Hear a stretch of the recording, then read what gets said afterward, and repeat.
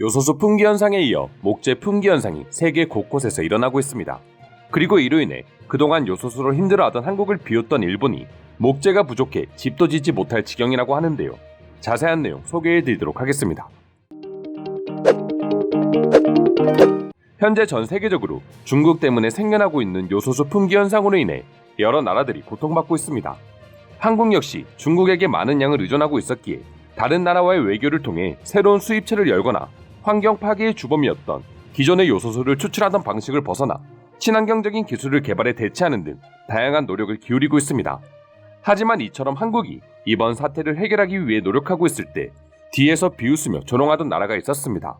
바로 일본인데요.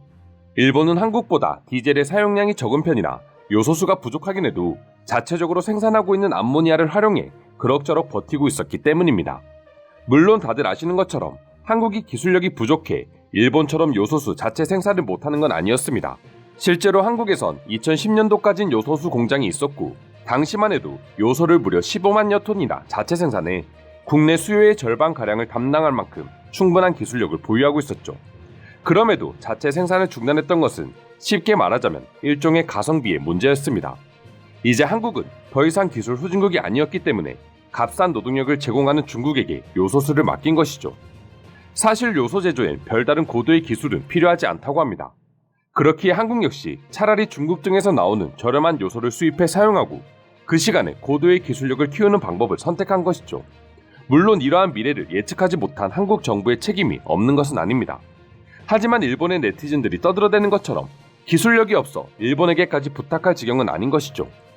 요소수 품귀 현상으로 인해 한국이 고통받고 있다는 소식을 들은 일본인들의 반응은 참으로 황당했습니다. 마치 자신들이 없으면 한국은 이번 문제를 해결할 수 없다는 듯 막말을 내뱉고 있었기 때문이죠.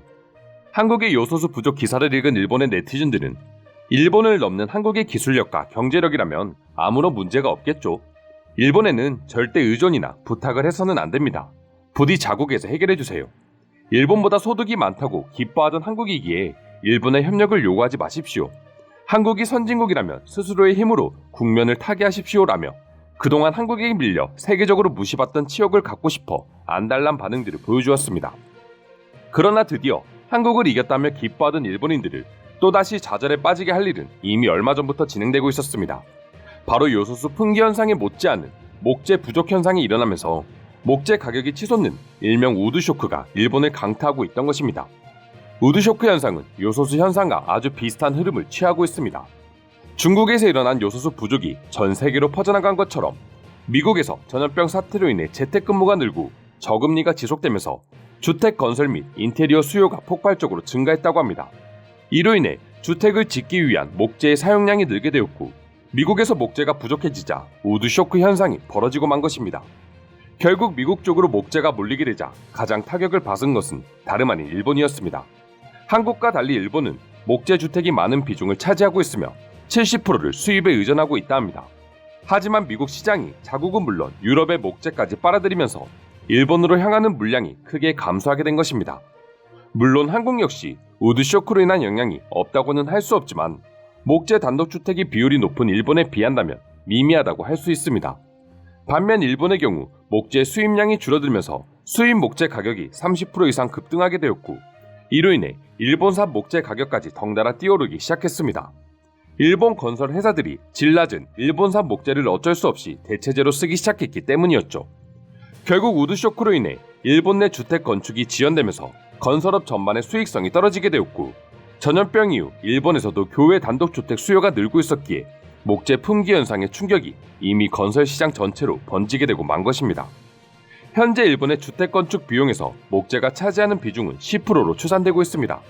그런데 우드쇼크가 장기화되면 건설업체들이 목재 가격 상승분을 집값에 전가해 주택 가격이 폭등하게 되는 것이고 이것은 곧 일본 전체의 경제에도 엄청난 타격을 줄 수밖에 없는 것이죠. 가뜩이나 가난해지고 있는 일본인들 사이에선 이젠 돈이 있어도 집을 못 짓는다는 소리가 나올 정도로 말입니다. 해당 소식이 일본에 전해지자 일본인들의 반응은 한국을 비웃던 것과는 달리 절망적인 댓글들 뿐이었습니다. 댓글들을 살펴보면 일본은 가난한 나라가 되어버렸기 때문에 해외에서 목재를 매입하기엔 자금이 부족하다. 전 세계가 인플레이션인데도 일본만큼은 여전히 디플레이션입니다. 일본의 은행이 경제 성장을 촉진하는 행동 없이 긴축하고 있기 때문에 이런 현상은 계속될 것입니다라며 이러한 사태를 만든 무능한 정부를 욕하기 바빴습니다. 아이러니하게도 우드 쇼크를 겪고 있는 지금 일본의 모습은 최근 요소수 대란을 겪은 한국의 모습과 비슷한 측면이 있습니다. 하지만 이전 영상에서 말씀드린 것처럼 한국은 자원의 부족을 한국만의 탄탄한 기술력으로 이겨내 미래를 대비하는 반면 일본은 아무런 대책 없이 또다시 잃어버린 30년을 반복하고 있는 것입니다. 자기들의 경제가 무너지고 있음에도 불구하고 한국에게서 조금의 흠만 보이면 깎아내리고 자기 만족하는 일본인들의 모습을 보면 이젠 안타까울 지경입니다. 그럼 지금부터 일본의 우드쇼크 사태와 그로 인해 무너지고 있는 일본의 경제에 대해 일본인들은 어떠한 반응을 보여주고 있는지 더욱 자세히 알아보도록 하겠습니다. 한국을 욕할 게 아니다. 일본은 그동안 임업을 등한시하다가 우드쇼크가 터지니까 이제와 이런저런 대책을 세우고 있지만 방법이 없다. 나무라는 것은 애초에 수십 년 이상을 바라보고 투자를 해야 하는 것인데 말이다. 한국은 개발도상국으로 시작하다 보니 산업이 호황기일 때도 항상 위기의식을 가지고 미래를 구상합니다. 하지만 일본은 경제위기는 다른 세상일 거라 생각하고 별다른 대책을 만들지 않았었죠.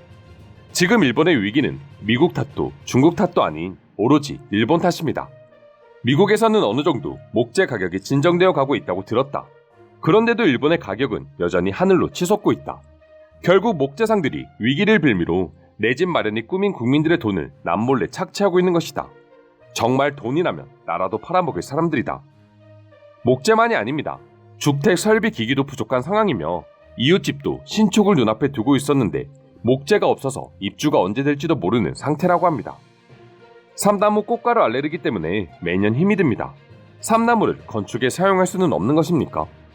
일본 정부는 위기에 대응하는 능력이 너무 부족합니다. 우드쇼크로 일본인들은 집도 짓지 못하고 있는데 그 와중에 중국에 일본산 목재를 수출하고 있다. 작업률이 낮은데 수출을 하는 이유는 뭐지? 국민들의 상황은 생각조차 하지 않고 그저 돈만 벌 기회를 노리는 일본이 이제는 역겹다. 목재 수입에 문제가 생기면 국내 목재를 이용해 위기를 이겨내는 게 정상입니다. 하지만 일본은 올림픽을 통해 입증됐듯이 위기관리 능력에 있어서는 세계 최악의 후진국일 뿐입니다. 지금도 일본은 태풍과 홍수로 언제 나라가 없어질지 모르는데 있는 나무마저 베어버린다면 멸망이 더 빨리 다가올 겁니다. 일본은 1차 산업을 등한시했습니다. 그렇다고 4차 산업이 지난 30년 동안 엄청난 발전을 이룬 것도 아니죠.